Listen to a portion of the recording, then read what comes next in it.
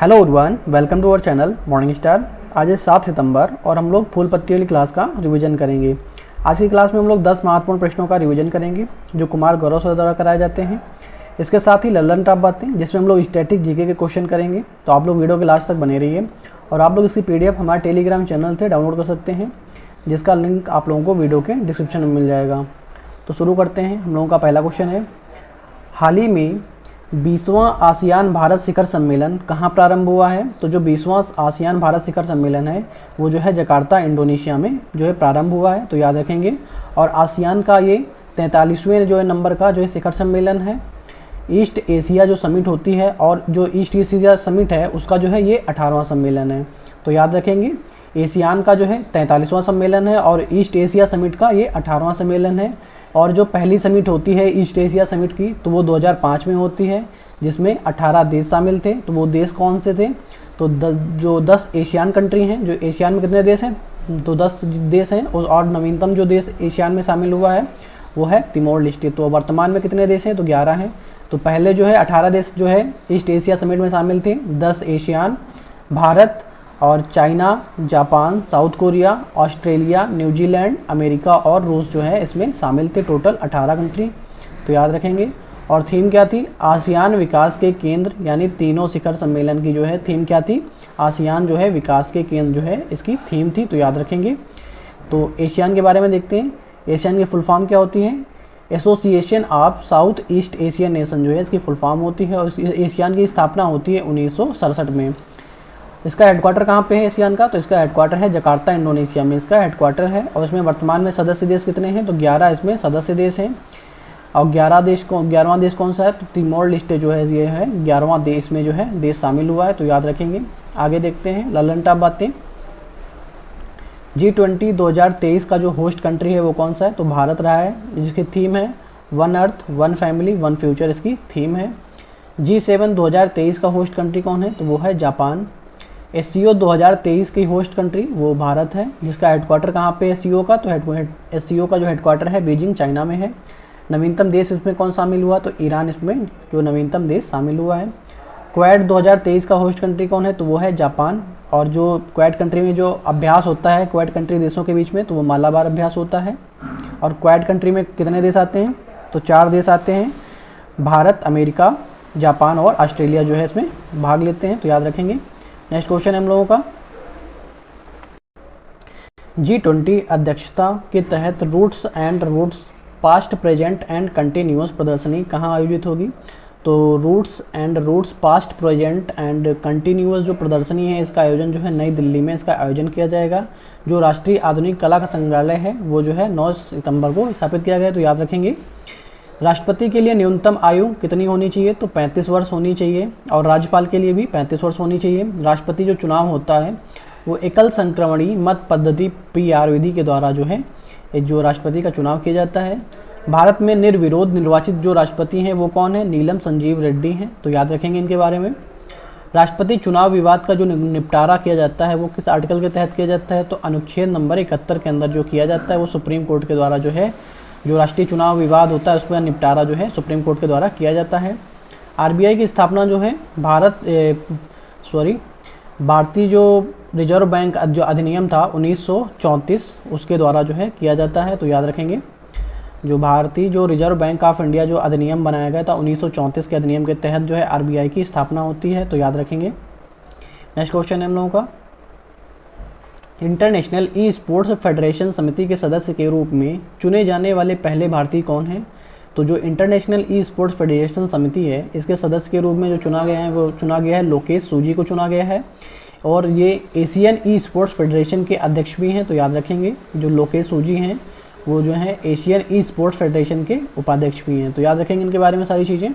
International e sports federation की जो स्थापना होती है वो 2008 में इसकी स्थापना होती है। और इसकी स्थापना कहाँ पे की गई? बुसान, साउथ कोरिया में जो है इसकी स्थापना की जाती है। UNO में भारत की जो स्थायी प्रतिनिधि हैं वो कौन है? तो वो हैं रुचिरा कंबोज हैं। वर्ल्ड बैंक के वर्तमान अध्यक्ष कौन है? तो वो हैं अजय बंगा। अंतर्राष्ट्रीय मध्यस्थ पैनल में शामिल भारतीय जो सदस्य हैं वो कौन है? तो NV रमन्ना जो है भारतीय जो अंतर्राष्ट्रीय मध्यस्थ पैनल में शामिल जो है भारतीय सदस्य हैं। UN महासभा की पहली महिला महानिदेशक वो हैं विजय लक्ष्मी पंडित। नेक्स्ट क्वेश्चन हम लोगों का, हाल ही में देश के पहले सौर शहर का उद्घाटन कहाँ किया गया है? तो सांची मध्य प्रदेश में पहले सौर शहर का जो है उद्घाटन किया गया है, और जिसका उद्घाटन किसने किया? जो मध्य प्रदेश के सीएम हैं शिवराज सिंह चौहान, उनके द्वारा इस शहर का जो है उद्घाटन किया गया है। भारत का पहला 24 सौर ऊर्जा संचालित गांव कौन सा है? तो वह है मोढेरा, गुजरात में है। जो सूर्य मंदिर जो कोणार्क जिसे बोला जाता है, ये कहाँ पे? उड़ीसा में है। जिसका निर्माण किसने कराया था? तो नरसिंह देव वर्मन जो है प्रथम ने जो है, जो गंग वंश के संस्थापक थे, उनके द्वारा जो है किया जाता था। गोल्डन पैगोडा जो देश है वो कहाँ पे है? तो म्यांमार में है, तो याद रखेंगे। और जो कोणार्क है उसे जो है ब्लैक पैगोडा के नाम से भी जाना जाता है। तो गोल्डन पैगोडा कहाँ पे? म्यांमार में है। अंतर्राष्ट्रीय सौर गठबंधन का जो हेडक्वार्टर है वो कहाँ पे है? गुरुग्राम, हरियाणा में जो है अंतर्राष्ट्रीय सौर गठबंधन का हेडक्वार्टर है।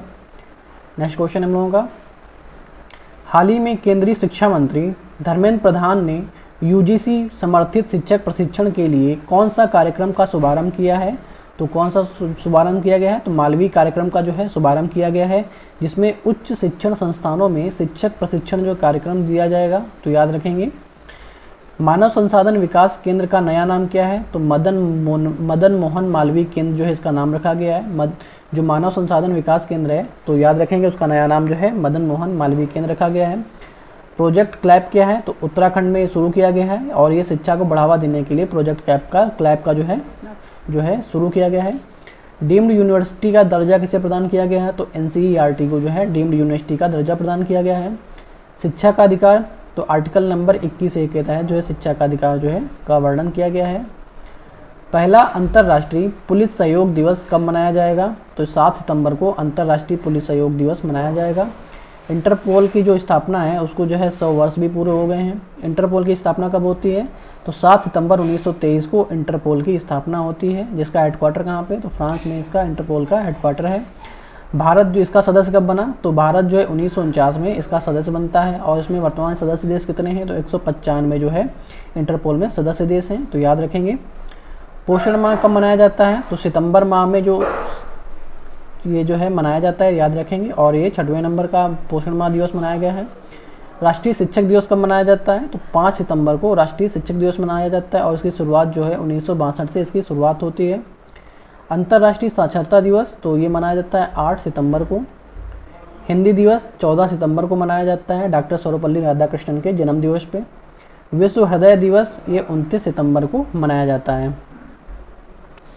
नेक्स्ट क्वेश्चन हम लोगों का, हांगजो एशियाई खेलों में भारतीय दल का ऑफिशियल स्पॉन्सर किसे बनाया गया है?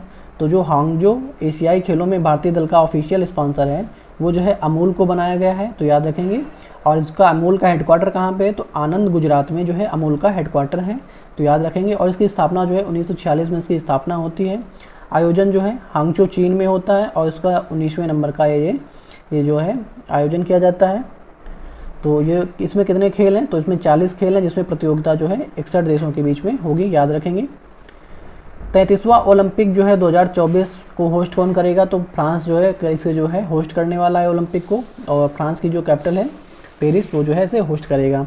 राष्ट्रमंडल खेल जो 2022 हैं वो किसने होस्ट किया है? तो बर्मिंघम जो है यूनाइटेड किंगडम ने जो है इसे होस्ट किया है। फीफा वर्ल्ड कप 2022 का होस्ट कंट्री कौन है? तो वो है Qatar. ICC cricket world cup 2023 का होस्ट कंट्री कौन है? तो भारत है। नेक्स्ट क्वेश्चन है, शिक्षा मंत्रालय द्वारा साक्षरता सप्ताह का आयोजन कब किया गया है? तो 1 से 8 सितंबर तक साक्षरता सप्ताह का जो है आयोजन किया गया है। उल्लास ऐप को बढ़ावा दिया जाएगा, और इसमें सीखने की शक्ति का जो है वर्णन किया गया है। तो याद रखेंगे। 2011 की जनगणना में अधिकतम साक्षरता किसे प्राप्त हुई है? तो ये केरल जो है, जो 2011 की जनगणना हुई थी, सबसे अधिक साक्षरता जो है केरल राज्य को प्राप्त हुई है। नव भारत साक्षरता जो अभियान है वो 2022 से 27 तक चलाया जाएगा। चलने का अधिकार किसने लागू किया है? तो पंजाब गवर्नमेंट ने। मासी पोर्टल लॉन्च किया गया है, तो किसके द्वारा? तो राष्ट्रीय बाल अधिकार संरक्षण आयोग के द्वारा जो है मासी पोर्टल लॉन्च किया गया है। नेक्स्ट क्वेश्चन हम लोगों का, हाल ही में टाटा स्टील इंडिया शतरंज टूर्नामेंट 2023 में रैपिड वर्क का खिताब किसने जीता है? तो रैपिड वर्क का जो खिताब है वो दिव्या देशमुख ने जीता है। तो याद रखेंगे। जो टाटा स्टील इंडिया शतरंज टेनिस टूर्नामेंट है, तो इसमें जो रैपिड वर्क का खिताब है जो नाम है दिव्या देशमुख है। तो याद रखेंगे। और उपविजेता कौन है? तो कोनेरू हम्पी जो है उपविजेता है। आयोजन कहाँ पे होता है इसका? तो कोलकाता और पश्चिम बंगाल में जो है इसका आयोजन किया जाता है। विश्व एथलेटिक्स चैंपियनशिप का जो होस्ट कंट्री वो कौन है, तो वो है हंगरी, तो याद रखेंगे। जिसमें गोल्ड किसने प्राप्त किया, तो नीरज चोपड़ा ने गोल्ड प्राप्त किया है। विश्व शतरंज चैंपियनशिप का होस्ट कौन है, तो बाकू अजरबैजान है। विश्व बैडमिंटन चैंपियनशिप का होस्ट कौन है, तो कोपेनहेगन डेनमार्क जो है विश्व बैडमिंटन चैंपियनशिप का होस्ट है। विश्व महिला बॉक्सिंग चैंपियनशिप का होस्ट कंट्री कौन है, तो वो है भारत। हाल ही में विकलांग बच्चों के लिए सबल योजना किसने प्रारंभ की है, तो सबल योजना जो है हिमाचल प्रदेश ने प्रारंभ की है। और हिमाचल प्रदेश के जो सीएम है वो हैं सुखविंदर सिंह सुक्खू, जो है हिमाचल प्रदेश के जो है सीएम है और जिन्होंने सबल योजना प्रारंभ की है, तो याद रखेंगे। प्रणाम योजना जो है, तो ये भूमि प्रदूषण को कम करने के लिए जो है प्रणाम योजना शुरू की गई है। विश्वकर्मा योजना शिल्पकारों के लिए ये शुरू की गई है, जिसमें जो सुनार लोहार हैं उन्हें जो है लाभ मिलने वाला है। 17 सितंबर से प्रारंभ किया जाएगा। मिष्टी योजना मैंग्रोव वनस्पति के संरक्षण के लिए जो है मिष्टी योजना जो है प्रारंभ की गई है। और प्राणवायु देवता पेंशन योजना आप लोग कमेंट करके बताएं तो ये कहाँ पे शुरू की गई है और किसके लिए शुरू की गई है। नेक्स्ट क्वेश्चन है हम लोगों का, T20 में 100 विकेट लेने वाली एसोसिएट देश की पहली जो गेंदबाज हैं वो कौन बनी है, तो नट्टाया बूचाथम जो है 100 विकेट लेने वाली जो है एसोसिएट देश की पहली गेंदबाज बनी है, तो याद रखेंगे इनका नाम नट्टाया बूचाथम। आप लोग वीडियो क्लास तक बने रहिए, अभी हम लोग प्रीवियस डे का रिवीजन करेंगे। हाल ही में पारंपरिक चिकित्सा पर गुजरात घोषणा पत्र किसने जारी किया है, तो पारंपरिक जो चिकित्सा पर जो है गुजरात घोषणा पत्र जो है WHO ने जारी किया है, जिसमें पारंपरिक चिकित्सा का पहला वैश्विक शिखर सम्मेलन जो है आयुष मंत्रालय और WHO के द्वारा जो है गुजरात में किया जाता है, तो याद रखेंगे। WHO का हेडक्वार्टर जिनेवा में है, जिसकी जो WHO की स्थापना होती है 7 अप्रैल 1948 को होती है और जो वर्तमान हेड हैं WHO के डॉक्टर टेड्रोस एडानम है, तो याद रखेंगे।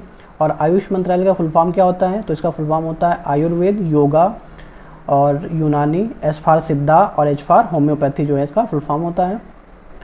हाल ही में दुनिया के पहले AI ड्रोन सिस्टम इंद्रजाल का अनावरण कहाँ किया गया है, तो हैदराबाद में जो है इसका अनावरण किया गया है। निर्माण किसने किया है, तो ग्रेने रोबोटिक्स फर्म के द्वारा जो है इसका निर्माण किया गया है। हाल ही में कनाडा में अंतर्राष्ट्रीय क्रिकेट खेलने वाली पहली ट्रांसजेंडर क्रिकेटर कौन है, तो वो है डेनियल मैकगेही जो है पहली ट्रांसजेंडर क्रिकेटर हैं, तो याद रखेंगे। जो अंतर्राष्ट्रीय क्रिकेट खेलने वाली पहली ट्रांसजेंडर क्रिकेटर कौन है, तो वो है डेनियल मैकगेही, इनका नाम याद रखेंगे। हाल ही में भारतीय उद्यमिता विकास मंत्रालय ने doctor BG Patel memorial award 2023 के लिए किसे नामित किया गया है, तो सत्यजीत मजूमदार को जो है doctor BG Patel memorial award के लिए नामित किया गया है, तो याद रखेंगे। डॉक्टर जो BG पटेल हैं वो भारत में उद्यमिता के जनक के रूप में जाने जाते हैं और जो अवार्ड है इसकी जो स्थापना है भारत उद्यमिता विकास मंत्रालय अहमदाबाद के द्वारा इसकी स्थापना की जाती है। हाल ही में प्रारंभ एडॉप्ट अ हेरिटेज 2.0 प्रोग्राम का पहला संस्करण कब लॉन्च किया जाता है, तो इसका जो पहला जो संस्करण है उसको 2017 में लॉन्च किया जाता है। इसके तहत भारतीय विरासत ऐप लॉन्च किया जाता है, ई-अनुमति ऐप भी लॉन्च की जाती है, तो याद रखेंगे। प्रतिवर्ष राष्ट्रीय शिक्षक दिवस कब मनाया जाता है, तो 5 सितंबर को राष्ट्रीय शिक्षक दिवस के रूप में मनाया जाता है, जिसकी शुरुआत होती है 5 सितंबर 1962 को। इस दिन डॉक्टर सर्वपल्ली राधाकृष्णन का जन्मदिन होता है, जो भारत के पहले उपराष्ट्रपति रह चुके हैं और दूसरे नंबर के राष्ट्रपति रह चुके हैं। इन्हें 1954 में भारत रत्न से सम्मानित किया गया था, तो याद रखेंगे। और विश्व शिक्षक दिवस कब मनाया जाता है, तो 5 अक्टूबर को विश्व शिक्षक दिवस मनाया जाता है। हाल ही में शिक्षा मंत्रालय और कौशल विकास मंत्रालय ने छात्रों, शिक्षकों और उद्यमियों को सशक्त बनाने के लिए किसके साथ साझेदारी की है, तो ये जो है मेटा के साथ में साझेदारी की है, जिसमें छात्रों, शिक्षकों व उद्यमियों को डिजिटल मार्केटिंग सिखाने के लिए जो है सशक्त बनाने के लिए साझेदारी जो है मेटा के साथ में की है, तो याद रखेंगे। नेक्स्ट क्वेश्चन हम लोगों का, हाल ही में लगातार 10 बार इटालियन ग्रैंड प्रिक्स अवार्ड जो जीतने का विश्व रिकॉर्ड किसने बनाया है, तो मैक्स वेरेस्टापेन ने जो है 10 बार इटालियन ग्रैंड प्रिक्स जीतने का वो रिकॉर्ड बनाया है और ये नीदरलैंड के प्लेयर हैं, तो याद रखेंगे। जो मैक्स वेरेस्टापेन है वो नीदरलैंड के प्लेयर हैं और ये किस टीम के प्लेयर हैं, तो रेड बुल जो है टीम के ये प्लेयर हैं, तो याद रखेंगे।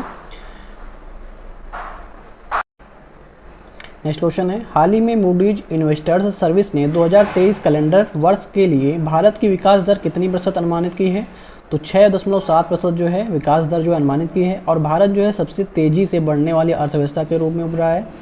मानसून कमज़ोर जो है रहा है और इस दौरान जो है मानसून कमज़ोर रहा है और जिससे महंगाई जो है बढ़ने वाली है, तो याद रखेंगे। हाल ही में नेस्कॉम के चेयरपर्सन पद पर किसे नियुक्त किया गया है, तो राजेश नाम्बियार को नेस्कॉम के चेयरपर्सन पद पर नियुक्त किया गया है। नेस्कॉम का फुल फॉर्म होता है national association software and service company, जो है इसका फुल फॉर्म होता है, और नेस्कॉम की स्थापना 1998 में इसकी स्थापना होती है, तो याद रखेंगे। काठमांडू कलिंग साहित्य महोत्सव इसका आयोजन कहाँ पे किया गया है, तो काठमांडू नेपाल में जो है इसका आयोजन किया गया है, तो याद रखेंगे। आई होप आप लोगों को वीडियो पसंद आया होगा। वीडियो पसंद आया हो तो वीडियो को लाइक करें और चैनल को सब्सक्राइब करें और वीडियो को ज़्यादा से ज़्यादा शेयर करें। Okay, thank you guys.